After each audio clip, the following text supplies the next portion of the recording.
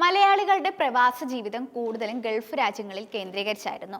എന്നാൽ ഒരു സമയം കഴിഞ്ഞപ്പോൾ, അതായത് കോവിഡിന് ശേഷം, മലയാളികൾ കൂടുതലായി പോകുന്ന സ്ഥലമായി യൂറോപ്യൻ രാജ്യങ്ങൾ മാറുകയായിരുന്നു. ഇതിനുള്ള പ്രധാന കാരണം വിദേശ വിസ ഏജൻസികളുടെ വ്യാപക പ്രചാരണവും കോവിഡ് മൂലം കേരളത്തിൽ തൊഴിൽ പ്രതിസന്ധി വ്യാപിച്ചതുമാണ്. കോവിഡിന് ശേഷമുള്ള ഒഴുക്കിന് ഇപ്പോൾ കുറവുണ്ടായെങ്കിലും അന്ന് പോയവരിലേറെയും വിദേശ രാജ്യങ്ങൾ അത്ര സുഖകരമായ ജീവിതമല്ല നയിക്കുന്നെന്ന വാർത്തകളാണ് പുറത്തു വരുന്നത്. പ്രത്യേകിച്ച് UK-യിൽ കോവിഡിന് ശേഷം കേരളത്തിൽ നിന്ന് ആയിരക്കണക്കിന് നേഴ്സുമാരാണ് UK-യിലേക്ക് പോയത്. അതെല്ലാം കൂടാതെ ജോലിക്കായി ലക്ഷങ്ങൾ ഏജന്റുമാർക്ക് നൽകിക്കൊണ്ട് ഒരു കൂട്ടം ആളുകൾ അങ്ങനെയും പോവുകയായിരുന്നു. എന്നാൽ ഇത്തരത്തിൽ പോയവരിലേറെയും തിരിച്ചു വരാൻ പോലും നിവൃത്തിയില്ലാതെ കഷ്ടപ്പെടുകയാണെന്നാണ് BBC റിപ്പോർട്ട് പറയുന്നത്. UK-യിലും പിന്നീട് കേരളത്തിലും എത്തിയാണ് BBC ഈ റിപ്പോർട്ട് തയ്യാറാക്കിയിരിക്കുന്നത്. പലരും സുഹൃത്തുക്കളോടും കൊള്ളപ്പലിശക്കാരോടും കടം വാങ്ങിയ പണമാണ് വിസ ലഭിക്കുന്നതിന് ഇടനിലക്കാർക്ക് നൽകിയത്. 15 ലക്ഷം മുതൽ 20 ലക്ഷം രൂപ വരെയാണ് ഇടനിലക്കാർ അവരുടെ കയ്യിൽ നിന്ന് വാങ്ങുന്നത്. ഒരുപാട് പേർ ഇത്തരത്തിൽ UK-യിലെത്തി കഷ്ടപ്പാടിലാണെന്നാണ് BBC റിപ്പോർട്ടിൽ പറയുന്നത്.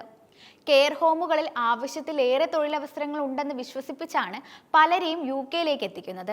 എന്നാൽ ജീവിത ചെലവുകൾക്ക് പോലുമുള്ള വരുമാനം കിട്ടുന്നില്ല എന്നതാണ് വാസ്തവം. എന്നാൽ UK-യിൽ എത്തിയവരിൽ മികച്ച സാമ്പത്തിക ചുറ്റുപാടിൽ ജീവിക്കുന്നവരുമുണ്ട്. കടുത്ത നികുതിയും കുത്തനെ ഉയർന്ന വാടകയും പലരുടെയും കുടുംബ ബജറ്റിനെ താളം തെറ്റിക്കുന്നുണ്ട്. മലയാളികൾ പണം നൽകിയാണ് UK വിസ സ്വന്തമാക്കുന്നത് എന്ന റിപ്പോർട്ടുകൾ ഔദ്യോഗികമായി സർക്കാരിലേക്ക് എത്തുന്നതിലൂടെ ശക്തമായ UK വിസ നിയമങ്ങൾ കടുപ്പിക്കുമെന്നതാണ് ഇതിന്റെ അനന്തരഫലം. ഇതിനൊപ്പം UK-യിലേക്ക് വിസ വാഗ്ദാനം ചെയ്ത് പണം തട്ടിയെടുത്ത കേസിൽ ഒരാൾ അറസ്റ്റിലാവുന്ന സ്ഥിതിവിശേഷവും ഉണ്ടായിരുന്നു. തമിഴ്നാട് സ്വദേശിയാണ് റിമാൻഡിലായിരിക്കുന്നത്. തമിഴ്നാട് കന്യാകുമാരി മാർത്താണ്ഡത്തെ സതീഷിനെ കോടതി 2 ആഴ്ചത്തേക്ക് റിമാൻഡ് ചെയ്യുകയായിരുന്നു.